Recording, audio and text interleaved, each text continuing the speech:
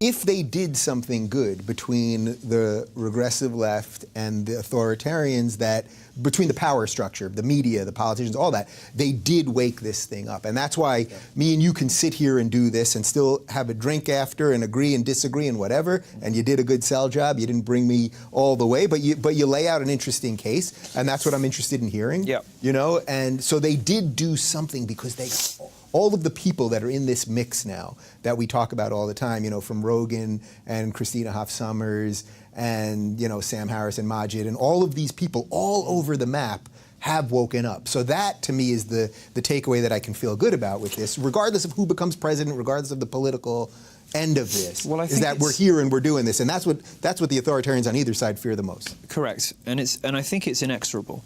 I think it is irresistible. If you look at the 1990s, the emergence of political correctness in the 1990s, which was beaten back very successfully by a coalition like us, well, we're the ones doing it now.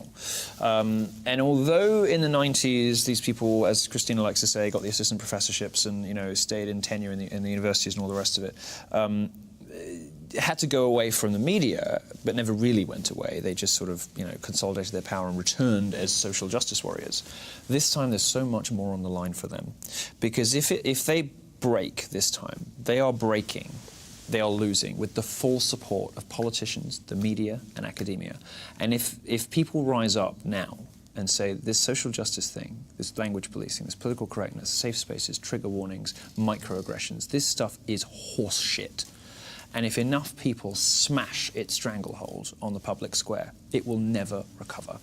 It will never come back in like this again, because it will lose at the height of its powers. It will lose in its strongest possible form. It will lose, as we say in the internet, in its final form.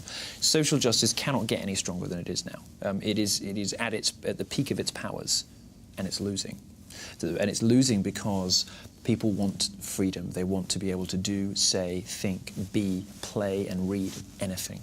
And they have the faith in themselves and in other people that they are able to make the best judgments for themselves on what they believe in.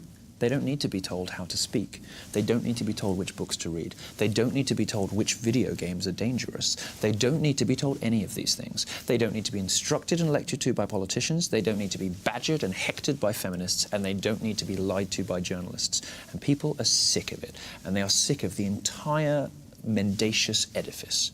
And this is what is happening so wonderfully right now with people like us and all the other conversations that are happening in cultural libertarian movement and in what I call Generation Trump and Daddy and all this kind of stuff. The fun, mischievous, trolly element on the internet. What is behind all of this, the heart of all of this, is that rejection, that fundamental rejection of the idea that somebody else knows better than I do how I should live my life.